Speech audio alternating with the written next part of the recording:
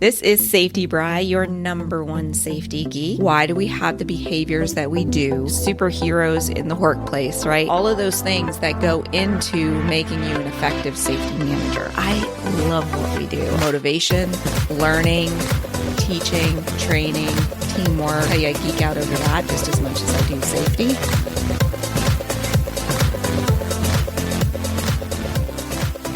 Hello, and welcome to episode 2 of the Safety Geek podcast. I am Safety Bri, and I hope that your day is going as amazing as mine is. Here in Florida, it has been raining literally every day, and it's probably going to rain today. I think they are calling for thunderstorms, but right now, the sun is out, the sky is blue, the grass is green. It is a beautiful day. So I hope today treats you as well as it is treating me. Okay, so today, what I wanted to talk to you about was my safety manager philosophy. So I thought this was a great topic to start off the podcast with because I want you guys to understand where I'm coming from, right? Where my beliefs come from and I'm a very black and white type of person when it comes to safety. So I want you to understand how I got to where I am today and what I kind of believe in. So one of the things when I was writing my notes for this episode that I realized is that my philosophy has pretty much evolved over the years. I've been doing safety for nearly 20 years. And what I believe about safety management today is not what I believed 20 years ago. And there's a lot of things that can actually cause that change or that evolution in someone's belief. It could just be knowledge and experience. It could also just be age. I'm a lot older now and a lot more tolerant of things than I was when I was in my 20s. Okay, so sorry, I got my cup of coffee. I hope you have one too, or at least your favorite drink. Anyway, so in the beginning, my theory was just do the right thing. Nobody should get hurt at work, and the company should have systems in place, and people should be learning how to stay safe. That's originally what I just thought in the beginning. It was like, look, do the right thing and don't do stupid stuff. And what's kind of funny is that was my philosophy in high school as well. I didn't take risks in high school either because I was just like, no, that's not the right thing to do. Somebody could get hurt. So that was my philosophy in the beginning. And then what I realized is that even though you have these rules and these systems in place, people don't follow them. And then I got this more authoritative type of leadership style where I kind of felt like, no, these are the rules. You have to follow them. They have to be strictly followed. And I became the safety police. And then I believed that that was the role of the safety manager, to be the safety police. They were to be giving disciplinary action, excessive documentation. You document everything. Everything has to be signed, and it was just very, very strict. I had some very rude nicknames at that time as well. And I never understood, why people weren't doing what they were supposed to be doing. We examined everything. We came up with a plan. We came up with corrective action. This is how you do it the right way. Why aren't they doing what they're supposed to do, right? So I never understood it at that point, and my response to it was to get tougher. And I see that a lot in safety managers today, especially people coming out of the military. We get a lot of safety managers out of the military because the military has safety ingrained in it so much, right? So people come out of the military and they're used to, especially if they're in a higher position in the military where they're used to, like, I told you to do it, so I expect you to do it, right? So they get this authoritative type of leadership style, which doesn't necessarily work very well to change behaviors. So I had that too, and I learned from it. So, I'm not saying it's a bad thing. I'm just saying that it wasn't the way to evolve to a world-class safety program, which is where eventually I ended up.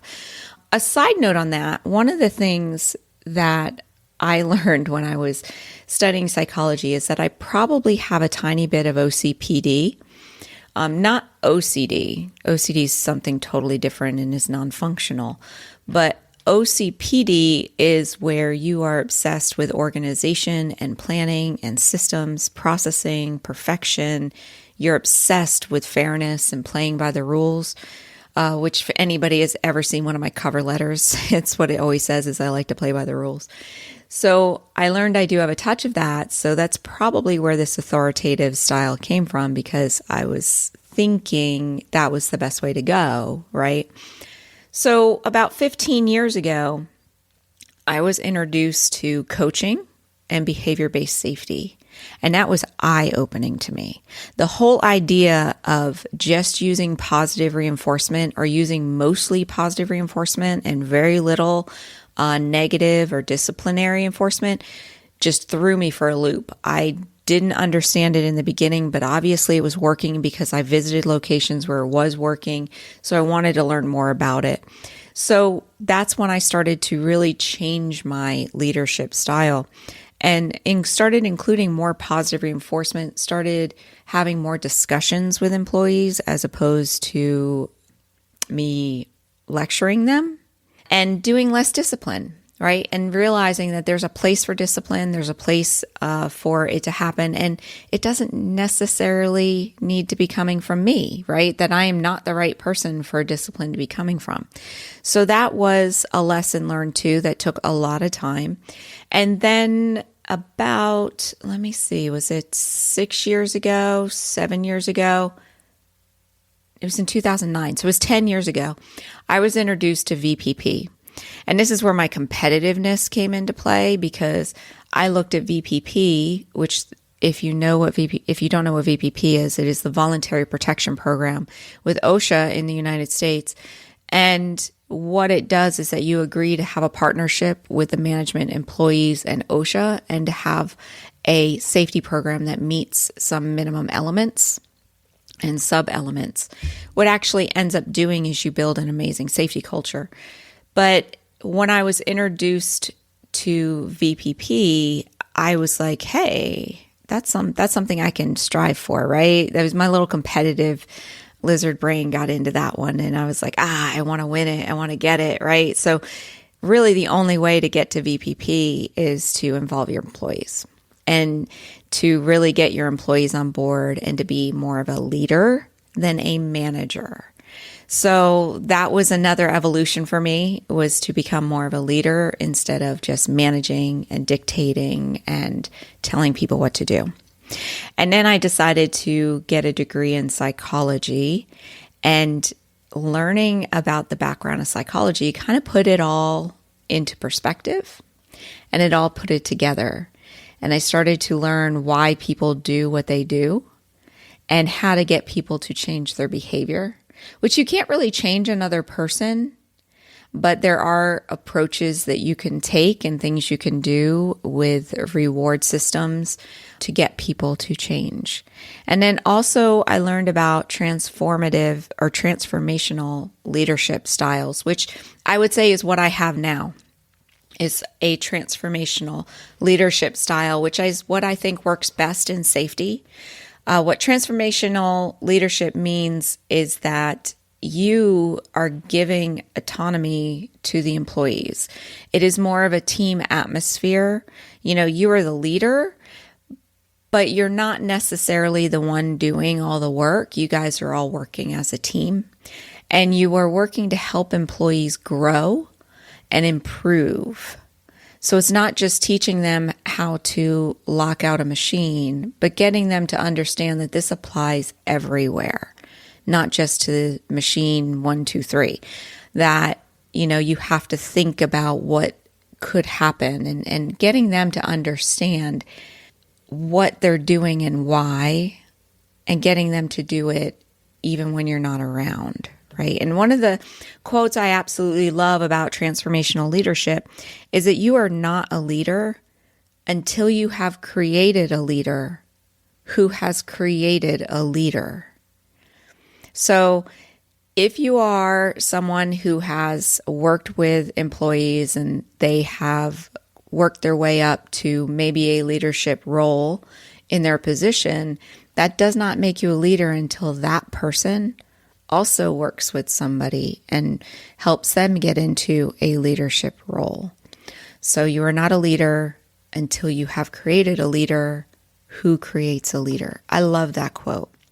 So that's something that I work on all the time because I don't feel like I'm successful until I've actually taught someone to create a leader, So that's my evolution and how I got to where I am today. And obviously, it's probably going to evolve even further. I'm sure if we had this discussion 20 years down the road, I would probably think even differently because they're always doing more psychological experiments and studies and coming up with new tips and techniques. I mean, shoot, when I started with safety, behavior-based safety was barely even mentioned.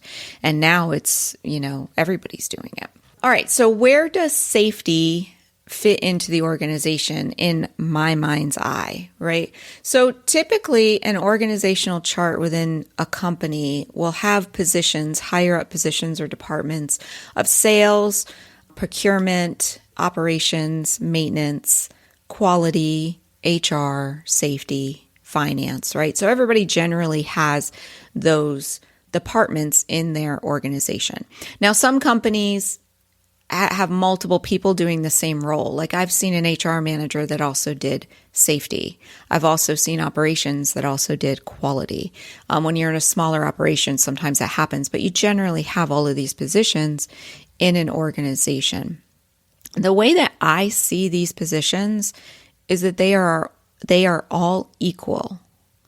Not one of them is more important than the other because not one of them can exist without the other.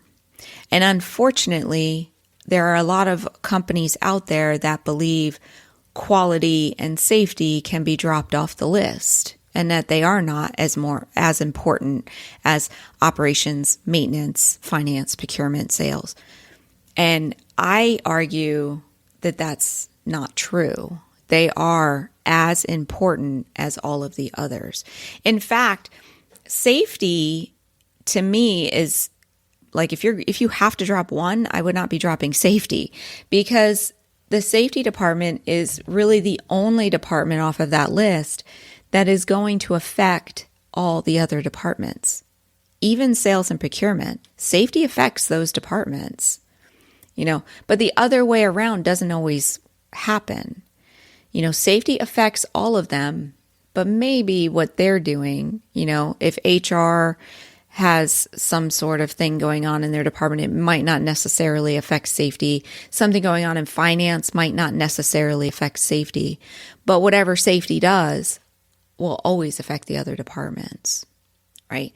So those companies that are dropping safety, what I'm finding is that they aren't successful for long, right? So if they have changed their focus and have made safety to the bottom of their list or dropped it off completely, I'm finding they are not successful for very long.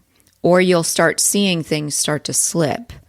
Maybe sales starts to slip or quality or something like that. Because when you get rid of safety, it affects all the other departments.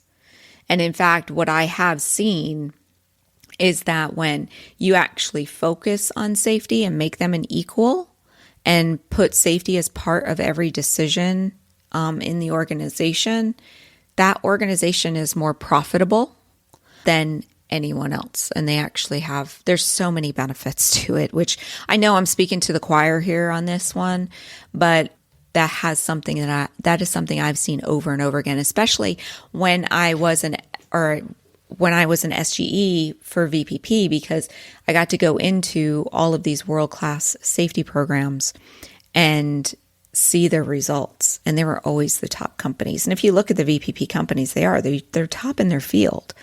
And why is that? It's because they prioritize safety, which also means they're prioritizing quality and operations and maintenance. And everything is equal, right?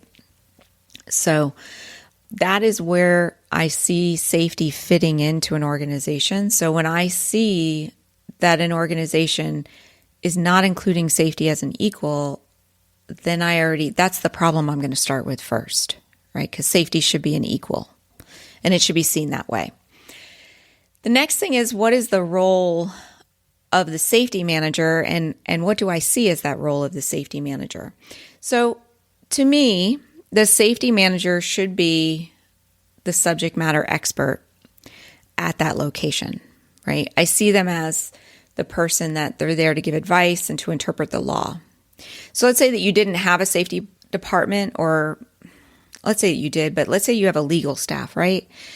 When you have a legal staff at your organization, that lawyer is on staff just to analyze what you're doing and to tell you whether or not it works with the laws, right? And then maybe they'll draft paperwork for you that is in compliance with the laws, but the lawyer themselves are not doing the work. It is the operations team, the sales team, the management, the executives, right? They're the ones that are actually initiating the work, but it is the lawyer who is the subject matter expert that is then interpreting the law and giving advice on the law. That is the role that I see of the safety manager. I'm not saying we're lawyers, but we work under regulations and laws as well as best business practices.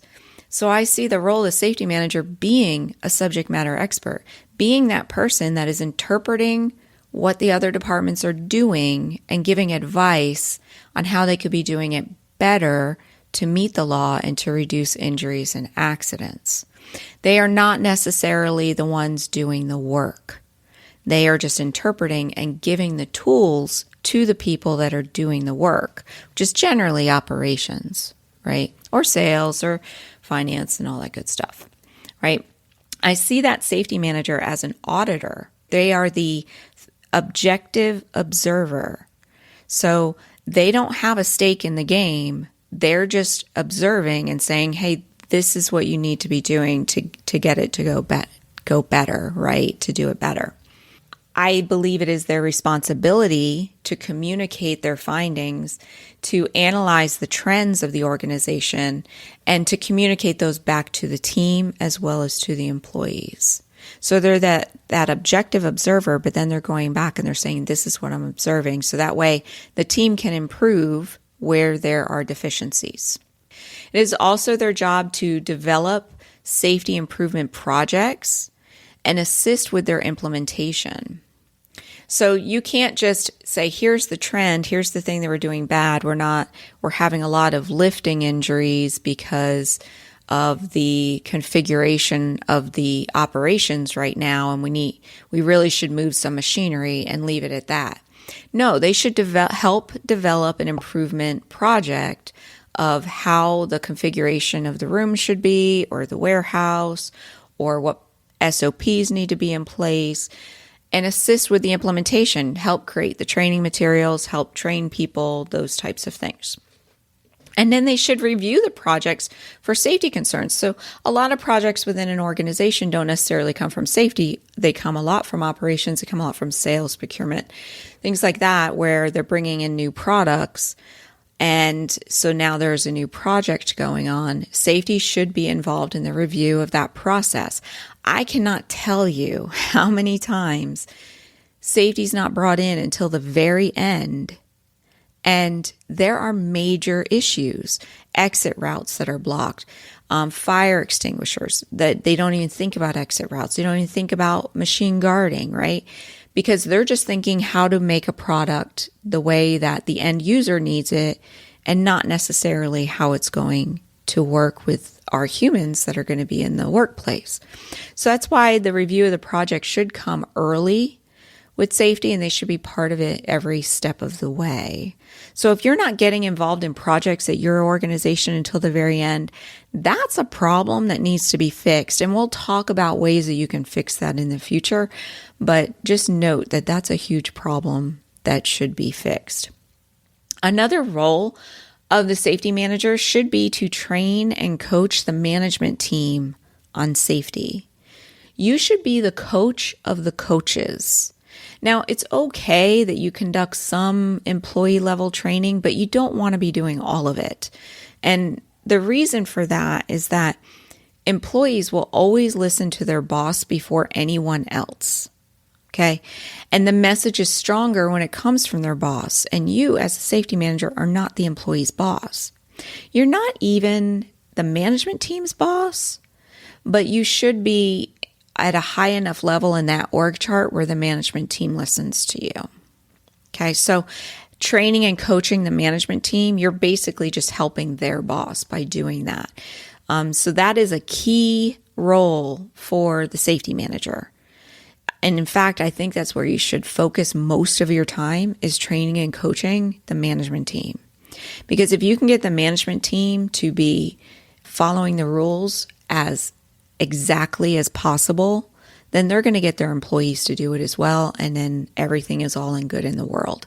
So that is where you should be spending most of your time, as well as all the other things too. I mean, shoot, our to-do list is never ending. So the other thing is that you should be the cheerleader for safety. You should be the one that is just rah, getting everybody excited about it and, selling safety to employees, selling safety to management. Safety is a profit center. It really is. And I know I'll do a post on this in the future too, because I feel so strong about this. People see safety as an expense a lot of times. I gotta have a safety department. That's expensive. And then people will say, well, safety will reduce injuries, so that's how it pays for itself. That only gets you so far. So saying that safety is a profit center because it reduces injuries, that's not the whole picture. They're a profit center because they improve employee morale. They reduce turnover. They develop the most efficient and effective way to do the operation. So all of those things go into play to earn the company money. So you're the one that has to be selling this. You have to be selling it to the management team. You have to be selling it to the employees. And that requires a little bit of cheerleading on your part. Okay. And you want to build a safety culture as well. And a safety culture, easily defined, is the way we do things. The culture is how we here at company ABC, this is how we do things. And you want that culture to be doing it the right way and the safe way all the time. So it is your job as a safety manager to build that culture. Now, you are not the safety police. Keep that in mind. I made that mistake. I was the safety police. It doesn't work. So keep in mind that you should not be the safety police. And if you are in a role where your management team expects you to be the safety police, that needs to change. Because going back to who employees listen to, they're going to listen to their bosses more than you. So let me tell you a story. When I was the safety police, I was working for a company that required hearing protection, and nobody liked to wear it. And in fact, I'm the one that had to implement it because our noise levels were so high. And, they fought it and everything. Everybody understood we had to have it, but nobody wanted to wear it because they felt like they couldn't talk to people if they had hearing protection on. So I would walk into this area that required hearing protection, and you would start to hear this banging, right? And it would go over the room like a wave. And what it was them telling everybody that I was in the room and you better get your hearing protection on. Which is kind of funny because here they didn't want to wear it because they said they couldn't hear anything, but here everybody could hear the banging when they were wearing it. But to each their own there. Anyway, so I always felt like that was okay because they understood that I was enforcing the rule. But my problem with it was, why weren't they doing that when their supervisor came into the room? Or why weren't they wearing it in the first place? The room was filled with supervisors and we had team leader positions as well. Why did they even need to do that? Because they should have been enforcing it too. So you should not be the safety police. You are one person.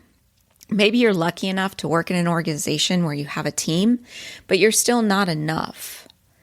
A supervisor generally supervises 15 to 25 people. They should be responsible for those 15 to 25 people to make sure that they're following the rules of safety and the rules of the organization. It should not be your job to do that. And in fact, what I ended up switching to as my leadership style changed was I would record how many people in a department were not wearing hearing protection. And then I could generate trends per supervisor. So that way I could identify which supervisors I needed to work with the most on their coaching and training so that way they could improve.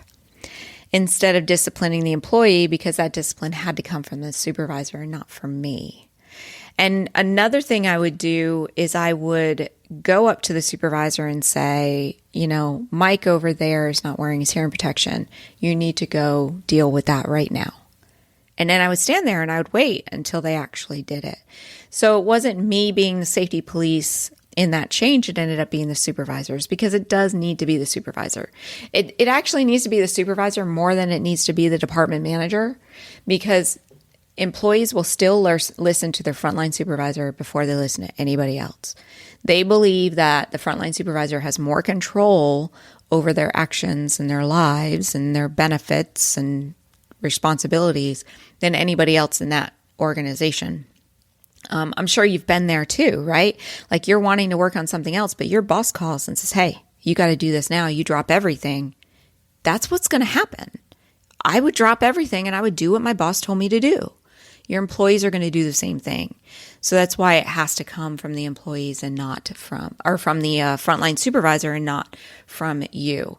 Now, the department managers, they should be verbalizing it too. They should be, talking about it and talking to people about safety rules too. I'm not saying they shouldn't do it at all. They should. But most importantly too is the head of your organization, whether that be a general manager or president or vice president, whatever you have at your organization at that facility level, the top person, they need to verbalize the safety message as well. So what I see a lot is that organizations will have like staff meetings, or all hands meetings, or town halls, I've seen them called. But it's where they get like all the employees together, and then the executive management team or the head management team will talk about, the state of the company and what's been going on. They might do this monthly or quarterly or something like that. Some people yearly. And what I see a lot is that when it comes to the topic of safety, that president will then hand the mic to the safety manager. Oh, and Safety Bri is here to talk about safety. Here you go, Bri. Tell them what's going on in safety. That's not how it needs to go, because that is still the safety message coming from me as opposed to coming from the leader of the organization. So one of the things that I used to do is just create an elevator speech for that president, general manager, whatever, to say during the meeting, and then they can hand it off to me for details. That's fine, but the message needs to come from them. Discipline cannot come, and the safety message cannot just be coming from the safety manager. Anyway, so that is the role of a safety manager in my eyes, the place where safety should be in the organizational chart. And then what we have to focus on is how do we get the job done, right? How do we, with all of these obstacles, with people believing differently than us, how do we get the job done? And I would say step one is transformational leadership. So look into transformational leadership, look into maybe some books about transformational leadership, and start working on actually developing employees, managers, supervisors into safety leaders. They can be a safety leader as well as a transportation leader, or whatever it is that they're doing. Another key thing for you to know is knowing and understanding how adults learn. So how you teach an adult is different than how you teach a child. We are generally self-motivated. We generally like hands-on, but you need to understand how they learn and make sure that how you are approaching them and how you're trying to teach them matches their learning style. Another way to help you get the job done is just positive coaching interactions. This helps build culture and it helps build relationships. And relationships are key when you're trying to get your job done. And we'll talk about that. I believe it is in episode 4. We're going to talk about building relationships. But having these positive interactions with people, seeing them do a task and then saying to them, hey, I saw that you did this. That was really great. Why did you do it that way?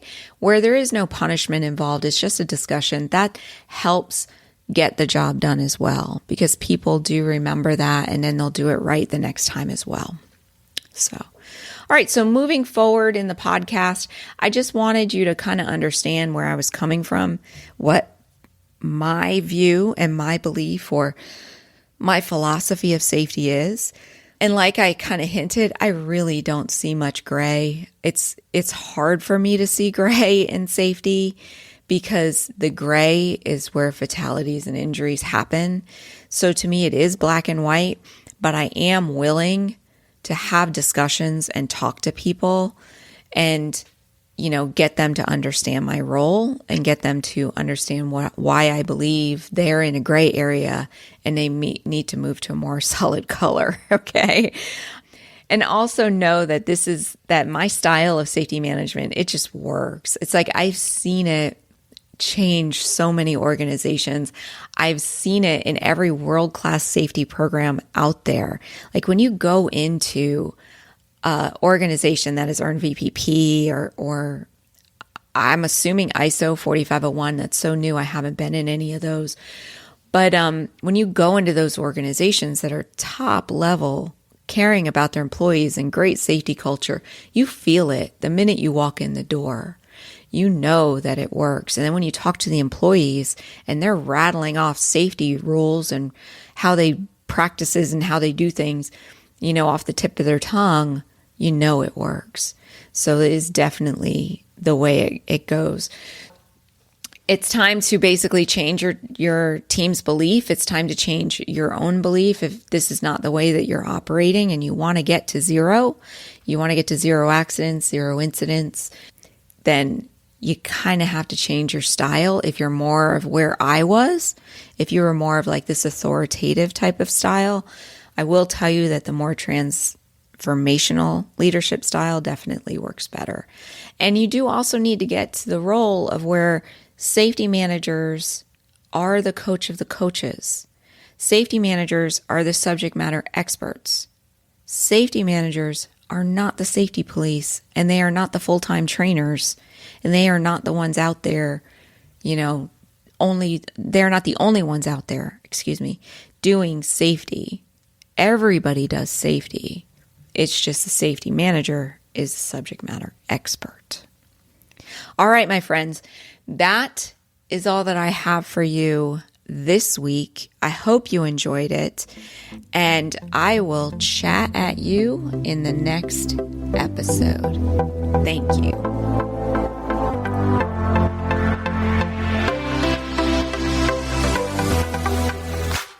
Hey, thank you so much for listening. What did you think about this week's episode? I would love to know. Hop on over to www.asksafetygeek.com to leave a comment and a rating on this week's show notes.